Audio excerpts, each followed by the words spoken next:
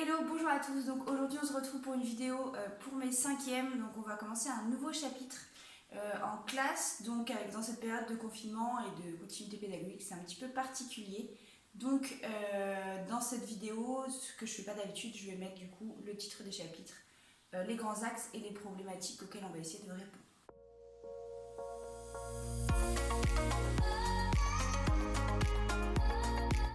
Donc le nouveau chapitre aujourd'hui, ça va être le maintien des animaux dans leur environnement. Et la question à laquelle on va essayer de répondre, c'est comment les animaux s'alimentent-ils pour se maintenir dans leur milieu? Donc vous l'avez compris, aujourd'hui on va parler des besoins des animaux, notamment en termes d'alimentation. Donc comme vous le savez, on l'a vu dans les chapitres précédents, les animaux ont besoin d'énergie. Ils ont besoin de fournir de l'énergie à leurs muscles, à leurs organes, pour que tout fonctionne correctement. Et pour ça, ils sont obligés d'aller la chercher dans leur milieu, cette énergie, et donc ils vont la trouver sous forme de matière organique. Donc la matière organique, ça va être la matière qu'on va trouver chez les êtres vivants. Donc on va la trouver soit chez les végétaux, soit chez les animaux, selon leur type de régime alimentaire. Cette manière d'aller prélever de la matière organique dans leur milieu, c'est ce qu'on appelle communément la nutrition. Donc les animaux, on parle aujourd'hui principalement de la nutrition des animaux, ils vont aller s'approvisionner en aliments dans leur milieu grâce à leur appareil digestif.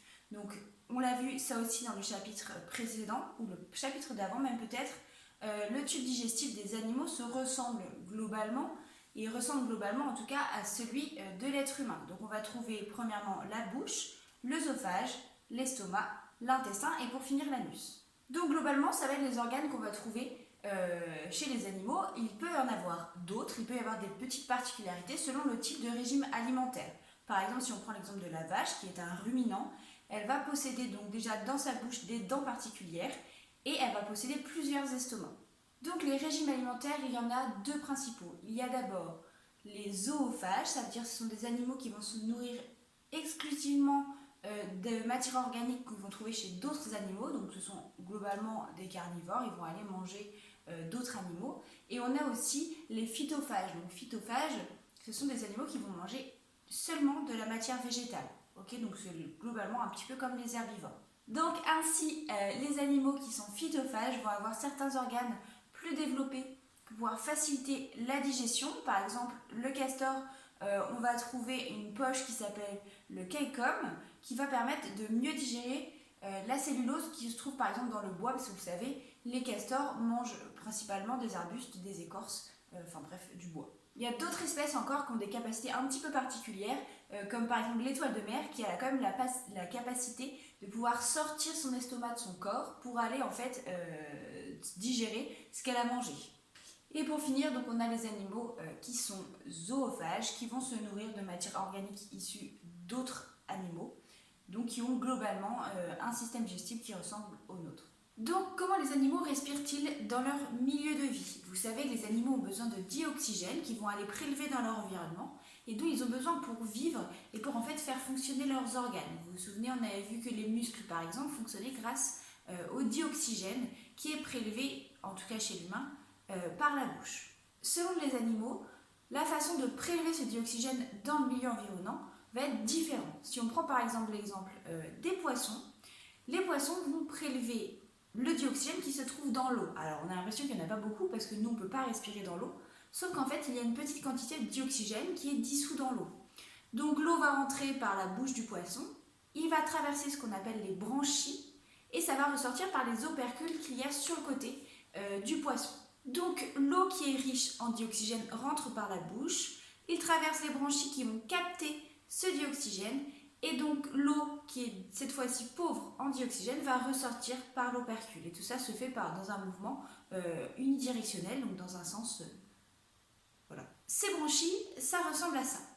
En fait, ils sont très rouges parce qu'ils contiennent beaucoup de sang. Les branchies sont très vascularisées parce que c'est à cet endroit-là que le dioxygène va passer de l'eau au sang directement et donc le sang va pouvoir transmettre dans toutes les cellules du poisson ce dioxygène qu'il a prélevé dans l'eau. Chez le criquet par exemple, donc chez les insectes, ça va être un petit peu particulier. En fait, l'air ne rentre pas par la bouche, il va rentrer par des petits orifices qu'on appelle des stigmates qui se trouvent à la surface du corps de l'animal. Donc au niveau de l'abdomen du criquet par exemple, il y a ces petits trous, les stigmates. L'air rentre et sort par ces petits orifices et vont être transmis à toutes les cellules du corps par des conduits, donc des trachées et des trachéoles. Chez les vertébrés, comme dans l'espèce humaine, l'air va rentrer par la bouche, traverser la trachée et arriver au niveau des bronches. Ces bronches vont se diviser donc en deux pour rentrer dans chacun des poumons. Et les bronches vont se diviser en bronchioles et aller alimenter les alvéoles pulmonaires. Et c'est à cet endroit-là que l'air va passer dans le sang, souvenez-vous, on l'a vu dans le chapitre précédent.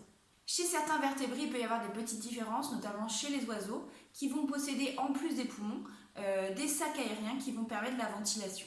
On a donc en milieu aquatique des animaux, donc comme les poissons, qui vont respirer grâce à des branchies. Et en milieu aérien, donc pour tout ce qui est insectes et vertébrés, donc les insectes vont respirer avec leurs stigmates et leurs trachées, alors que les vertébrés qui eux respirent dans l'air vont respirer grâce à leurs poumons. Maintenant qu'on a vu comment se nourrissaient les animaux, comment ils respiraient, on va voir aujourd'hui comment les animaux produisent une descendance afin de se maintenir dans leur milieu, donc avec le grand 3, la reproduction des animaux. Selon le type d'animal, il peut y avoir deux types de reproduction. Il peut y avoir la reproduction sexuée et la reproduction asexuée, et je vais vous expliquer ce que ça veut dire tout de suite. La reproduction sexuée implique une fécondation. Donc pour produire une descendance qui est différente des parents, les individus vont pratiquer ce qu'on appelle la reproduction sexuée et donc vont produire des cellules reproductrices, l'ovule pour la femelle et le spermatozoïde pour le mâle. Ces deux cellules reproductrices vont se rencontrer, ils vont fusionner, c'est ça qu'on appelle la fécondation. Donc le résultat de cette fécondation va donner la toute première cellule de l'individu, c'est ce qu'on appelle la cellule œuf.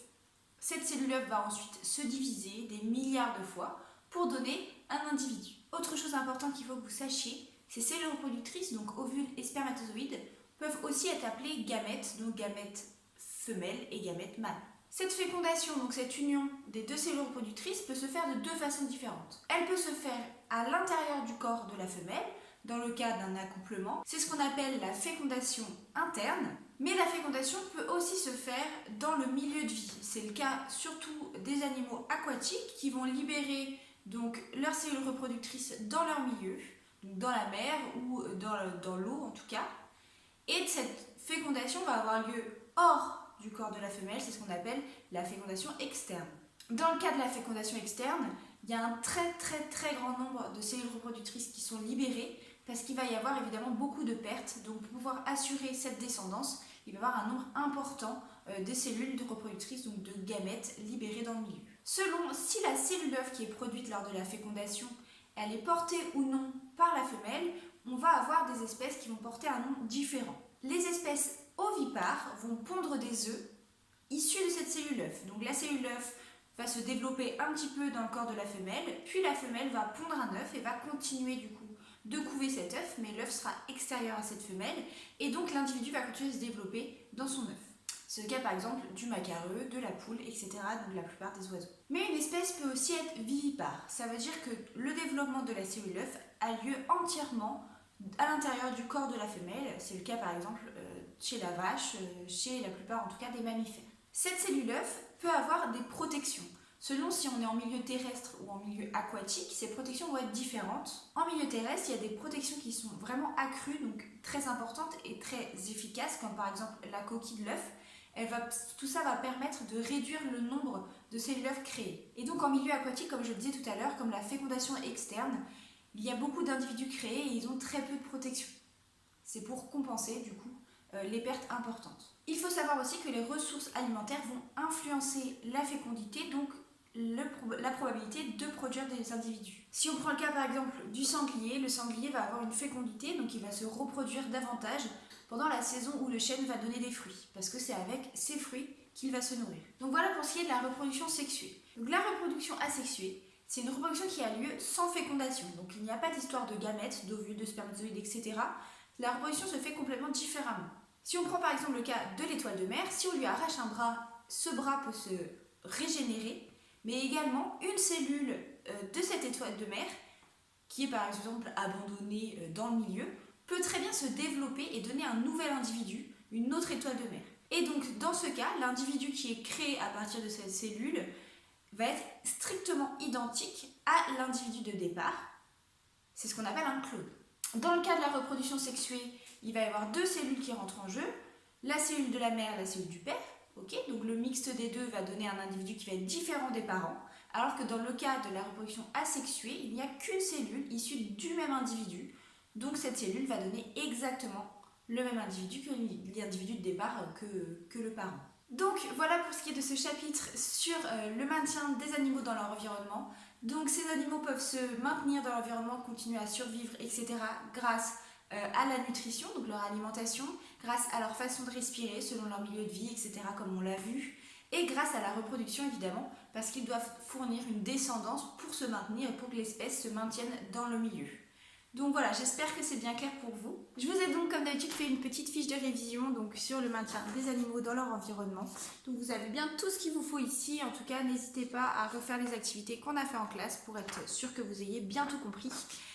Voilà, et on se retrouve donc pour le chapitre suivant. Bye bye!